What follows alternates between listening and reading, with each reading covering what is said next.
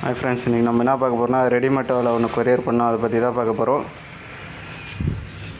First பார்த்தீங்கன்னா கண்ணோட size பார்த்தீங்கன்னா 170 mm, 5 கிலோ கண்டை பிடிக்கிற மாதிரி கஸ்டமர் கேட்டார். வலை 170 mm, திக்னஸ் வந்து 0.28 திக்னஸ்ஸு.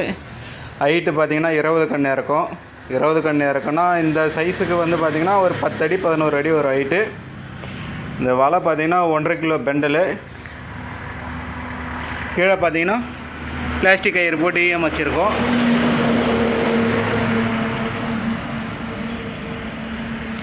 மேலே பார்த்தீங்கன்னா டபுள் கயிறு தான்.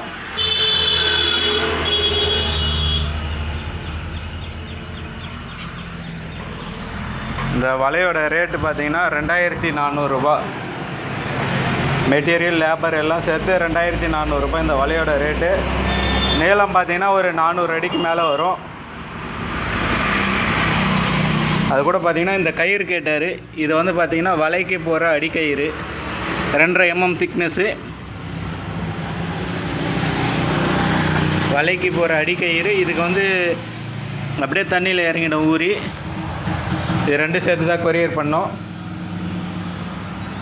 இது பார்த்திங்கன்னா லோக்கல் ஆர்டரு.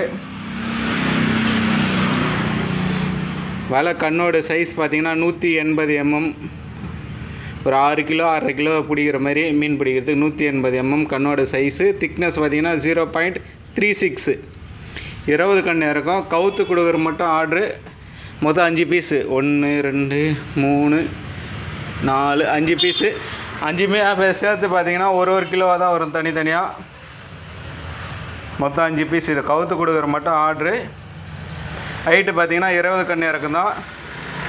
இப்போ வருது பார்த்திங்களா, வலையை பிரித்து போட்டு 2 பக்கம் கவுத்து கொடுத்துருவோம். கவுத்து இது போல் கட்டி கொடுத்துருவோம். கஸ்டமர் வந்து ஃபினிஷ் பண்ணிப்பாங்க. இது வந்து ஒரு பீஸ் வலை. அப்படியே இது கவுத்து கொடுக்கறதுக்கு லேபர் பார்த்திங்கன்னா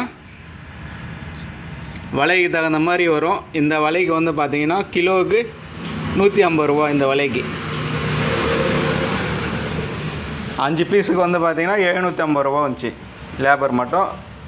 வலை ரேட் எவ்வளோன்னா கால் பண்ணுங்கள், நான் சொல்கிறேன் வலை ரேட் எவ்வளோன்ட்டு.